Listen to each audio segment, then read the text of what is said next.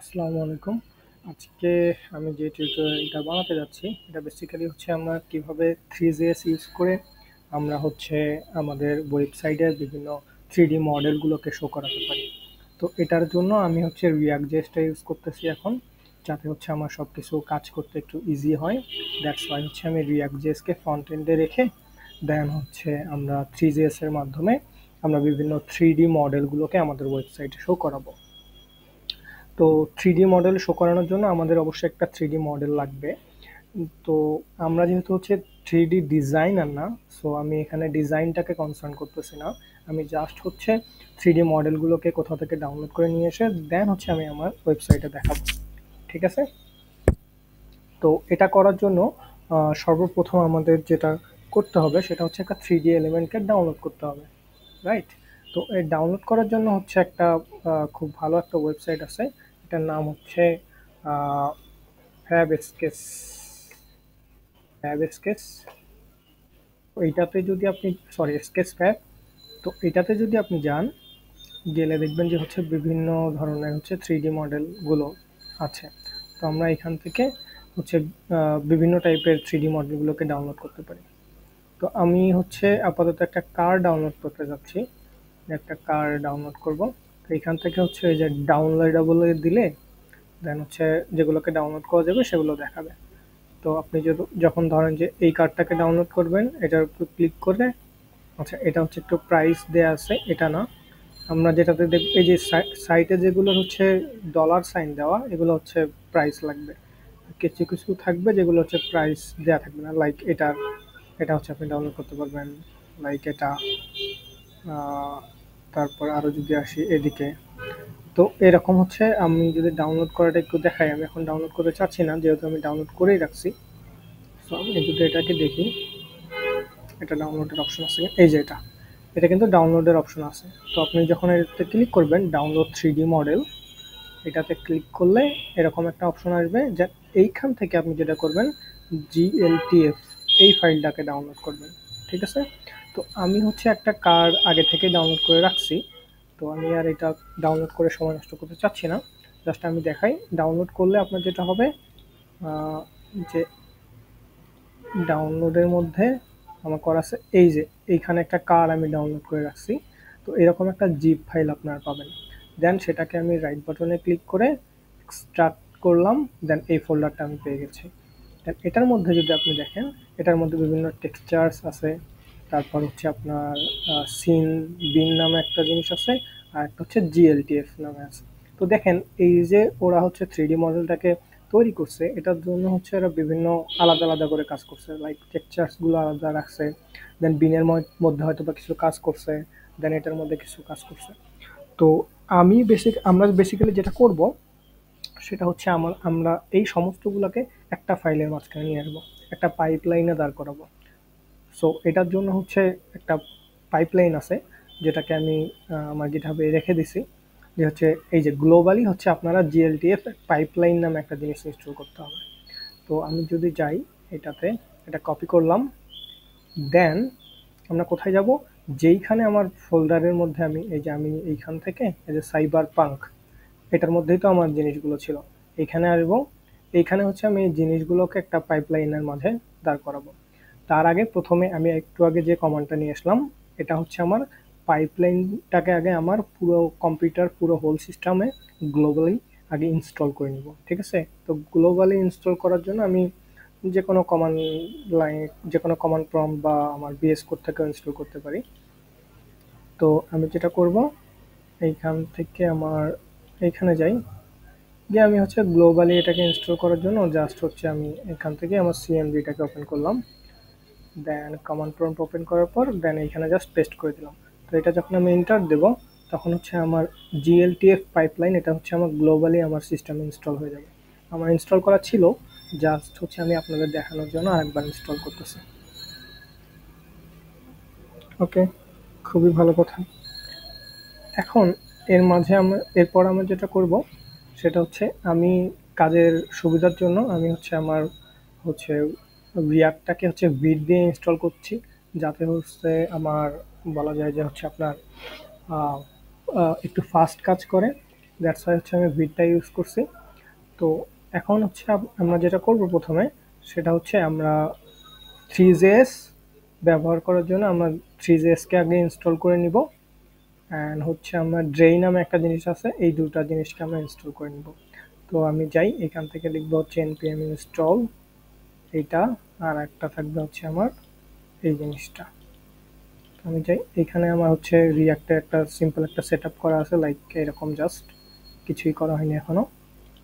Just এখানে গিয়ে paste করে দিলাম, এবং তার আগে হচ্ছে আমি আর একটা জিনিস পেস্ট করব, সেটা হচ্ছে npm install এটা। তাহলে আমি এই যে npm install react 3 fiber নামে একটা জিনিস, আর একটা হচ্ছে ড্রেই নামে একটা জিনিস। ওকে, এই দুটো জিনিসকে হচ্ছে আমি আমার react.js এর মাঝখানে ইনস্টল করলাম, যাতে আমি হচ্ছে থ্রি.js-টাকে আমার রিয়াক্টে হচ্ছে ইমপ্লিমেন্ট করতে পারি। এন্টার দিলাম, এন্টার দিলে আমার এটা এইদিকে ইনস্টল হয়ে যাবে। আর আমি কিছুক্ষণ আগে এই যে যেটা হচ্ছে আমার পাইপলাইন যেটা, সেটা আমি ইনস্টল করছি আমার পুরো সিস্টেমে গ্লোবালি।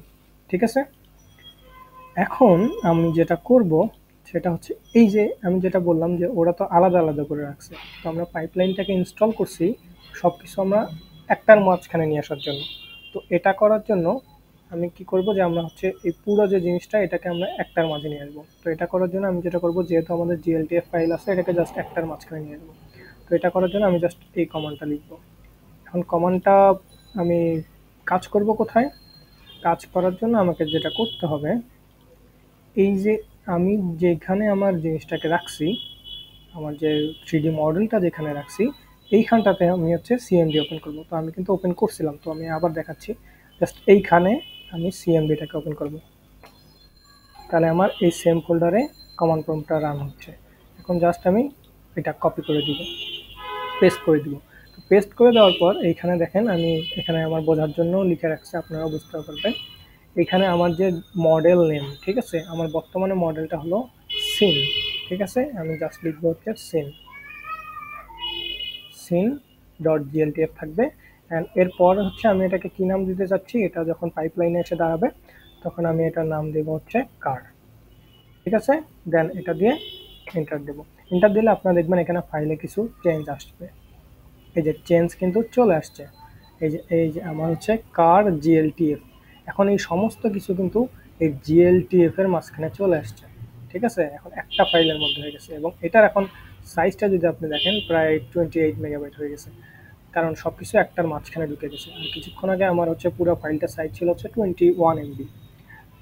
তো আফটার দ্যাট এটা করার পর হচ্ছে আমার এটা এইটা এইটা টেক্সচার এই সব কিছু মিলে একটা জিএলটিএফ ফাইল তৈরি হয়েছে, এবং সেটার সাইজ 28 MB দাঁড়াইছে।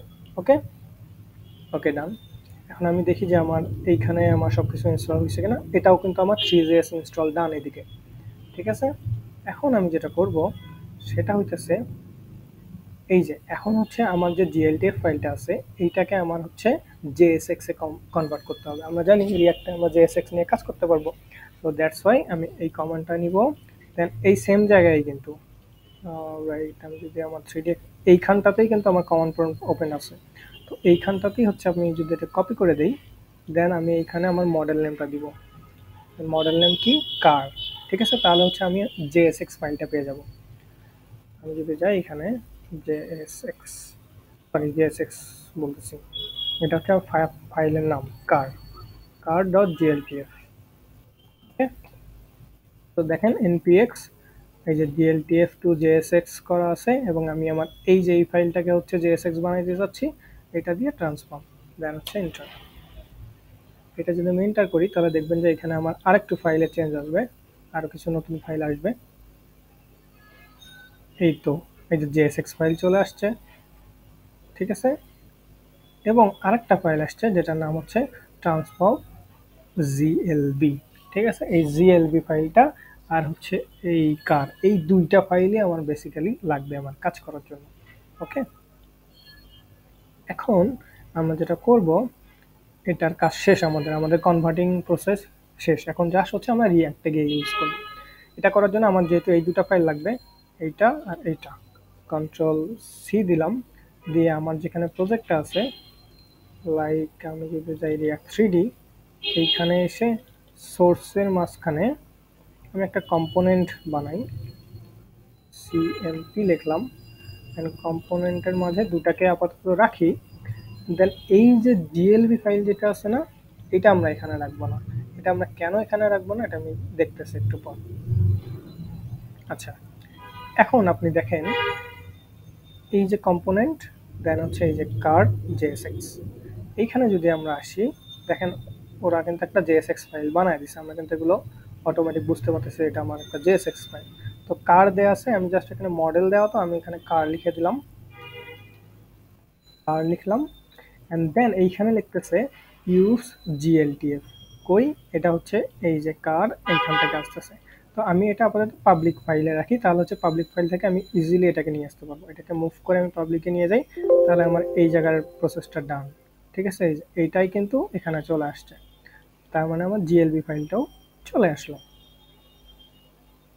এখন বেসিক্যালি আমি যেটা করব সেটা হচ্ছে আমি আমার app.jsx এ যাই, গিয়ে আমি এই আননেসেসারি জিনিসগুলোকে সরায় দিই। সরায় দিয়ে এইখানে আমি একটা কিছু লিখি যে h1 হ্যালো লিখলাম। দেন আমি আমার প্রজেক্টটাকে একটু দেখি সবকিছু ঠিকঠাক আছে কিনা। আচ্ছা, প্রজেক্টটাকে আমি রান করছি হচ্ছে ফায়ারবক্স, এই যে এইখানে হ্যালো দেখাচ্ছে। ওকে, এখন আমি যেটা করব, আমার হচ্ছে জিনিসটাকে নিয়ে আসবো। তো এটাকে আনার জন্য আমাকে যেটা করতে হবে আর সেটা হচ্ছে যে আপনার যে কার যেটা আছে এই কম্পোনেন্টটাকে আমি হচ্ছে অ্যাপ জেএসে নিয়ে আসবো। বাট এখানে একটা ঝামেলা আছে, দেখেন এই যে কার আছে না, এটা কিন্তু এক্সপোর্ট ডিফল্ট করা নেই। ঠিক আছে, আমি এটাকে ডিফল্ট করে দিই। এটাকে এক্সপোর্ট ডিফল্ট করলে তাহলে ওটাও আমি ওইখানে নিয়ে আসতে পারতেছি। আর কোনো ঝামেলা আছে? আর কোনো ঝামেলা আপাতত নাই। আমি জাস্ট দেখি এখানে কারটা আসে কিনা। এখানে কম্পোনেন্টটাকে নিয়ে আসতে চাই, কার, এই যে কার। দেন এটা সেলফ ক্লোজিং দিয়ে দিলাম এই কম্পোনেন্টটা। এখন দেখেন এইখানে কিছু দেখতে পাবেন না। আচ্ছা, কেন দেখতে পাচ্ছি না আমরা? বিকজ অফ আমরা যখন হচ্ছে থ্রি.js ইউজ করব, তখন থ্রি.js এর সমস্ত মডেলগুলোকে আমরা রান করানোর জন্য আমরা হচ্ছে ক্যানভাস ইউজ করতে হবে। ঠিক আছে, তো আমি এটাকে আপাতত কমেন্ট রাখতেছি। দেন আমি এখানে ক্যানভাস ইউজ করব, লাইক এইচটিএমএল এর ক্যানভাস কিন্তু না, এটা হচ্ছে জাস্ট থ্রি.js এর একটা ক্যানভাস। ক্যানভাস যে লিখি, আমার তো সব কিছু ইনস্টল করে, এই যে ক্যানভাস দেখেন, এই যে থ্রি ফাইবার থেকে এটা চলে আসতেছে, রিয়াক্ট থ্রি.js এর ফাইবার থেকে এটা আসতেছে। তো ক্যানভাস লিখলাম, সরি ক্যানভাস, ক্যানভাস এটা ইম্পোর্ট হয়ে গেছে অটো। উপরে দেখি, উপরে ক্যানভাসটা ইম্পোর্ট হয়ে গেছে। ওকে, এখন এই ক্যানভাসের মাঝখানে আমাকে একটা স্টেজ তৈরি করতে হবে। এই স্টেজের মাঝখানে আমি আমার জিনিসটাকে আনার ট্রাই করবো। স্টেজ লিখলাম, স্টেজ লিখে এটার মাঝখানে আমি আমার হচ্ছে এই যে কার্ড যেটা আনছিলাম না, এটাকে আমি নিয়ে আসি। কার্ড, কন্ট্রোল ভি, এটাকে কমেন্ট আউট করলাম। দেন দেখি এই যে কার্ড আমার ইম্পোর্ট হয়েছিল কি, এই যে কার্ডও ইম্পোর্ট আছে, এটাও ইম্পোর্ট আছে। দেন দেখি আমার কি অবস্থা, এই তো আমার কার কিন্তু আমি পেয়ে গেছি। ঠিক আছে, বাট আমি এটাকে নড়াচড়া করতে পারতেছি না। ঠিক আছে, আমি একটু দেখি এটাকে নড়াচড়া করার জন্য কি করা যায়। এটা কিন্তু উল্টা দিক হয়ে আছে। তো এটার জন্য আমাকে যেটা করতে হবে, এটার কন্ট্রোলিংটা আমাকে নিতে হবে। তো এখানে কন্ট্রোলিং করার জন্য আমরা যেটা করবো, এখানে একটা জিনিস আছে, সেটার নাম হচ্ছে অরবিট কন্ট্রোলস। এইটা যখন আপনি দিবেন তখন এটাকে আপনি কন্ট্রোল করতে পারবেন। এই যে দেখেন, এখন এই যে এখন আমরা এটাকে খুব সহজেই কিন্তু কন্ট্রোল করতে পারতেছি, অরবিট কন্ট্রোলস। এখন দেখেন আপনি যখন এই যে এরকম করবেন তখন দেখবেন এটা বড় হচ্ছে। আচ্ছা, এটা হচ্ছে পুরো জায়গাটা পাইনি, বিকজ অফ হচ্ছে আপনার এই যে আমার যে সিএসএস আছে এটার জন্য এটা ওইভাবে করা ছিল। আমি এটাকে সরাই, তো এটার জন্য আমি পুরো জায়গা দিয়ে দিই। লাইক এই যে জিনিসটা আছে app.js, এটাকে আমি একটা ডিভের মধ্যে নেই, ডিভের মধ্যে নিব। ওকে, দেন এটা একটা ক্লাস নেম দিই। ক্লাস নেম হচ্ছে 3D, ক্লাস নেম 3D দিলাম। Then app.js extradite dot control V. Then এটাকে আমরা উইথ দিব হচ্ছে 100% আর হাইট দিব হচ্ছে 100 ভিউপোর্ট। দেখি এখন কি হয়। এই সাইডে আসছে। এখন আমরা যেটা করব এটাকে index.css এর এই জিনিসগুলোকে সরাই। এই তো। তো এখন দেখেন আমার কিন্তু পুরো জিনিসটা কিন্তু চলে আসছে। যাই হোক, আমি জাস্ট হচ্ছে সিএসএস বা এগুলো দেখাতে চাচ্ছিলাম না, আমি জাস্ট হচ্ছে আপনাদের এটা ইম্পোর্ট করাটা দেখাচ্ছিলাম। দেখেন এখন কিন্তু আপনার পুরো জিনিসটা কিন্তু লোড হয়েছে। এখন আমরা যদি মাউসটাকে স্ক্রল করি, দেখেন এটা কিন্তু জুম হচ্ছে। ঠিক আছে, আপনি যদি এটা জুমটাকে অফ করতে চান, আপনি যেটা একটা করবেন যে আমি মাউসের হুইল যখন ঘুরাবো তখন এটা জুম হবে না, জাস্ট আপনি হচ্ছে এনাবল জুমটাকে ফলস করে দিবেন।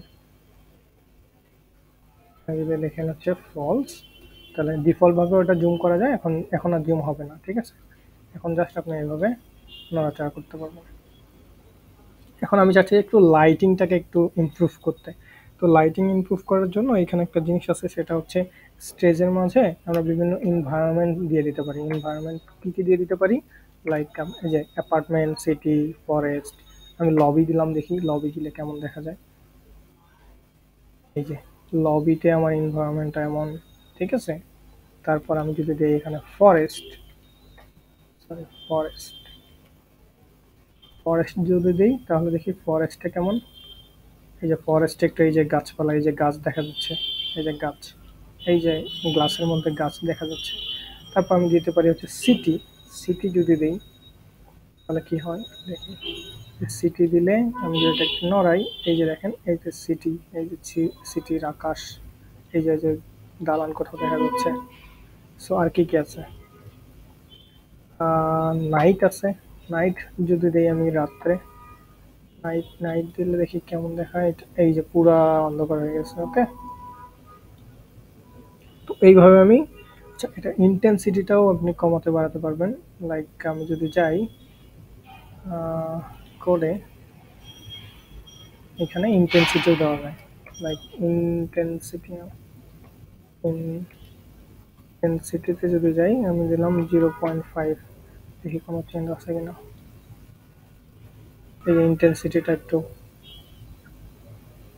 বাড়াইতে কমাতে। তো মেইন উদ্দেশ্য ছিল হচ্ছে 3D-টাকে ইম্পোর্ট করা আমার ওয়েবসাইটে। তো আই হোপ আপনারা বুঝতে পারছেন। Thank you so much. আল্লাহ হাফেজ।